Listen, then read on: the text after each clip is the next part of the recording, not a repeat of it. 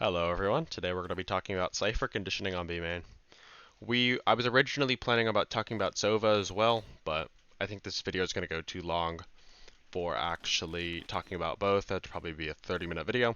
So I just wanted to make a 10-minute video about Cypher instead, because I think there's a lot more agency that you're going to actually have as Cypher, because of course when you're on attack, you're going to have a lot more options, right? When playing Sova here on defense, you're gonna be reacting a lot of the time to what the Cypher's doing, kind of seeing what utility is thrown out and trying to counter that.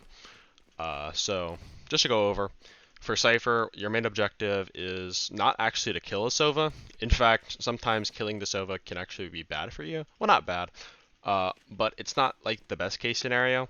Sometimes having an alive Sova is actually better than a dead Sova, because giving the enemy the Sova giving their team wrong information is sometimes better for you than them giving no information. So if they dart, drone, whatever, and it's all like not what they think it is, it can actually be better than if he just gets shot and dies.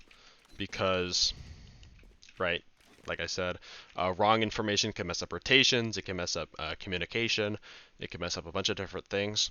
Now, I'm not saying that killing Sova is a bad thing, but I am saying the most important thing that you're trying to do is waste all of his utility, right? You're going to be trading utility where since Cypher is weaker on attack than he is on defense, especially compared to Sova, if you are both at a utility disadvantage, Cypher is actually better, because on the retake, Sova is useless without his utility.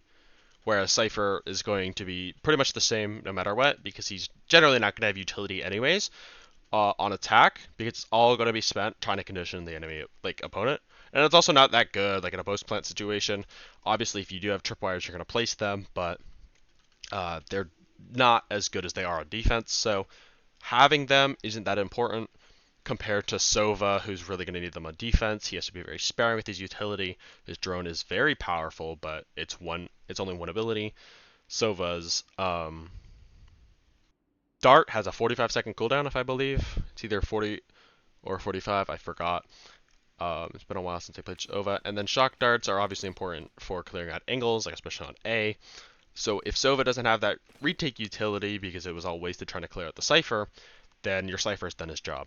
Even a dead Cypher can be better. The dead Cypher that wasted all the Sova's utility can sometimes even be better than an alive Cypher that wasted no utility. So let's get into that. How are we going to waste utility from the Sova? Well, we have to give him a reason to do this. It's called Who's the Beatdown? It's a great book. It describes like objectives and like why you actually need to do things. Now, of course, attack has to do something, because if they don't do anything, the clock's gonna run out. But something here on B main, for example, if you don't actually do anything here on B main, then the Sova's not going to want to throw any utility out. Now, there is scenarios where if you don't do anything, then Sova might throw utility, and that's if you've already conditioned him. But at the beginning of the round, at the beginning of the game, you're always going to want to be throwing this cage out. Now, I'd make sure that you have a very good lineup for this, because sometimes what people will do is even worse. They'll throw a cage like this, and then if I pop this cage, what can be a problem, and I've seen this happen at NRG, the best team in Americas right now, is they'll pop this cage, they'll get shot because there's a sliver, and then the Opera will obviously be allowed to escape a lot easier because they have cover from the cage. So making sure that you have a consistent lineup, what I like to do is come up against this wall, and there should be a little scratch here on this green tarp, and then I can throw my cage like this. That's going to give me an easy way for me to cross either here or here, and that's going to make re-clearing all these angles a lot easier. So basically, obviously when I'm coming through B main, making sure no one's pushed up close, make sure nobody's here, making sure nobody's like in any of these off angles. So I'm going to clear this very slowly, slice the pie, making sure nobody's in this corner, and then making sure that nobody's in here. These are going to be the two main positions, somebody playing close, somebody playing in this corner, and just making sure that neither of those are the case. So what you're going to do is obviously throw this cage almost every round. Sometimes you won't throw this cage. This would signify that a lot of you are going A, including the Cypher. Let's say he doesn't throw anything out, no utility whatsoever. Then players are going to be more likely to rotate a lot quicker, thinking that Cypher is actually mid or A or whatever the plan is for that site, when in reality Cypher's been here on B main the whole time, and then he can walk up and not use any of his utility, and then maybe get a pretty good flank in, depending on where the Sentinel utility is.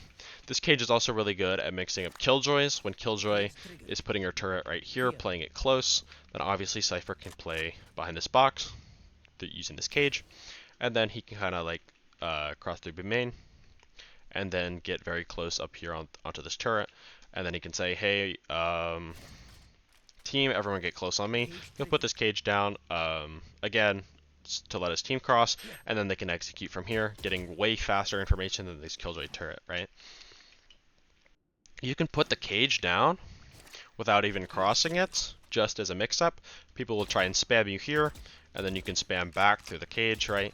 Or you could even just wait for the cage to go down, and then you have the same thing. Clearing wise, this could be really good at mixing up ops, because let's say I cage like this. The op isn't gonna know if I'm coming through here, isn't gonna know if I'm coming through here, and once the cage goes down, then I could be coming from here, I could be coming from here, and that can be really troublesome for the op, generally forcing them to push back and just give up the space. Another thing, when you're popping this cage, is this can allow you to place your cameras. Popping the cage, putting your camera right here. That's going to show me anyone in B main. Of course, now that's going to get shot a lot of the time, so sometimes you'll place it a little lower so that it's not, spotted above the cage like this. Now, obviously, caging yourself off can allow the enemy to get into this corner, so once you pop cage, of course, you're still going to have to clear these angles out. Now, it's going to see into this corner, but obviously it's not going to see over here. So just making sure that you're, once you put the cam down, that you know that not all the angles are clear. So sometimes what people will do is they'll throw their cage, and then you can get a camera like this. Okay, I'm really bad. Let me try that again. Throw your cage, and then throw a camera like this. There we go. And then a camera like this is obviously going to be able to see anybody in this corner. You can see all of B main. And it's not going to be something that's going to be shot from B main, unless somebody's playing really close, like that. This can be very useful for when you're trying to get B main information. Now, of course, this is going to be very risky. If somebody's playing close on you, and you go for this jump spot, you're going to be dead, right? Let's say I hear the jump spot. I'm clearing this angle, chaos flashing for me through this window, whatever, I'm dead as Cypher. So one thing that you're going to have to get used to is placing trips like this. Now, when you're playing Vise, this isn't a problem. Vises will just throw this at the beginning of the round. It's not a big deal. But when you're playing Cypher, since his utility is destructible without, having to cross through it, this can lead to some problems because sometimes you'll place this trip, people will shoot it out, and then, well, you don't have a trip anymore. So just managing like where you can like functionally react, because let's say I place the trip right here, then it's going to be very hard for me to actually see this trip until I actually like swing really wide. And even if especially if I put the trip here, I'm forced to swing, and then somebody playing close can obviously shoot me before I can see the tripwire. But, of course, if I'm placing a tripwire so close, then somebody could swing me like this, and then it's the same result. So just managing kind of when and where you're putting your tripwires. So something like this, what you'll do is you'll mask the tripwire in the cage, and then you'll put your camera up here. And that's going to give you... What the hell is that trip? Alright, let's try that again. I was in a rush because I'm trying to get the camera. Alright, so what you'll do is you'll cage, then you'll put your aggressive tripwire. I didn't mean to throw that. And then you'll put your aggressive camera up here. Alright, we're just going to do it cageless because I'm really bad at Cypher. And then you'd throw your camera up here. Obviously get all your B main information, everything close. And now that you know that there's no one in B main, you can kind of come up here and then get a little bit more information. Break the Cypher cam, all that stuff. Now, obviously, that's you wasting a lot of your utility. You're putting down a cage, you're putting down a trip, you're putting down your camera, which can't be recalled for another 20 seconds. So there's a lot of things that you kind of have to do with trade-offs and kind of stuff. But yeah, so you generally don't want to use more utility than the Sova, and if you do, it's going to be utility that's going to force Sova to use utility. So let's say I just throw 2 cages like this, and then I pop it.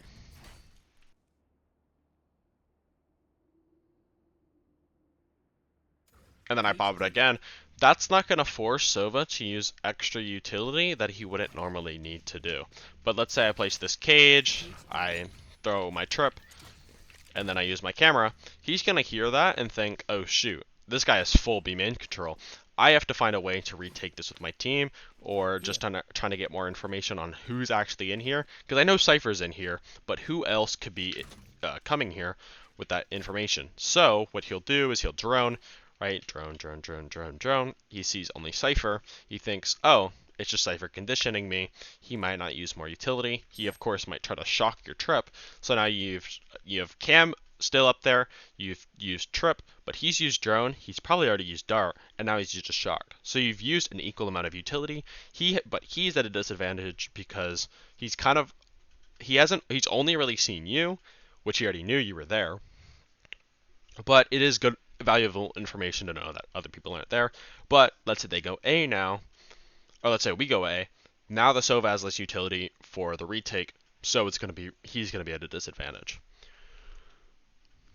because they've used a similar amount of utility, and obviously Cypher isn't losing that much in the post-plant situation without his utility versus Sova, who needs it, right? Kind of that stuff. Now, when you are playing Cypher, something that you can do is kind of just hide here. You don't do anything. This is going to force Sova, if he's being well conditioned, to just throw the dart anyways. Generally, at the beginning of the game, he's not going to be throwing like any utility. Now, sometimes he can try to get you off guard, like throwing a late dart, even after you've thrown nothing, just to kind of see if you're there, trying to trick you. But generally, they won't be throwing anything. Unless they're in ranked, where they just dump all their utility into B main. But sometimes if you just do nothing, and he's been well conditioned, he'll just waste his dart for free. And now, he doesn't know if you're there, because you could be just hiding behind this wall, or even behind here, which could be really good for trips like right here. And then, now you've wasted one of his darts, and now you can get more B main information, right? Or you can expand more util here into B main, and the trade is going to be better, because of course he's used his dart already. He's been well conditioned to try and flush you out as quickly as possible. That's why he's throwing an early dart, even though you haven't done anything. Now, sometimes you can actually use his information to your advantage. If he's droning you, sometimes you can either hide and then push back, but sometimes Cyphers will just get hit by the drone intentionally and break it. That way, he can hide players that are here, and then they can go for the rush. So let's say, hey, I'm breaking drone. These guys know that there's no drone. They know there's no dart anymore. Or like, even if there is a dart, that the Cypher will shoot it, no one else will shoot it. And now he'll place his cage again. He can flood all of his team into this little spot, and now they can go for the execute. And now they have a lot more utility for the B main push, and Sova's not going to have drone or dart for the retake. So, stuff like that where you're kind of mixing up their expectations of, oh, he's there, it's just him, versus, is he hiding something bigger than just himself? So they end up spending even more utility for that reason, because maybe I have to double check. Was he hiding his team, or was it just him? So they end up using even more utility. Is there anything else that I wanted to go over? Oh, right. Something that you can do is sometimes people will place this trip at the beginning of the round, like after the round starts, because this trip also sounds like this trip, and sometimes they'll try and shock this trip, and it's not even there, because it's actually just here. This is something Westside does very well. He will place this trip after the round starts. The Sova's going to hear that, and then Sova's going to try and shock this trip, and then he takes the trip away at the perfect time, seeing that the shock dart is coming in. This way, the Sova has wasted a shock dart, even though because he knows Cypher is there and placed the trip, but since he didn't actually get the trip, it's a net positive trade for you because now he doesn't have a shock dart, which doesn't recharge, and you still have both of your tripwires. Then you can place this tripwire aggressive, right? Because now if he has only one shock left, then he's less likely to actually go for this trip when you're placing it down for conditioning. So that's just one thing that you can do. I've seen Westside do that a lot, like I said, and I think he does it the most out of any Cypher that I've seen, but it's just some food for thought. This video has been 15 minutes long, so I'll just cut it here. I don't think there is anything else that I wanted to cover, but I think that got pretty much all of it. I hope you enjoyed. If you want to see more content like this, of course, comment, whatever. I'll see you in the next one.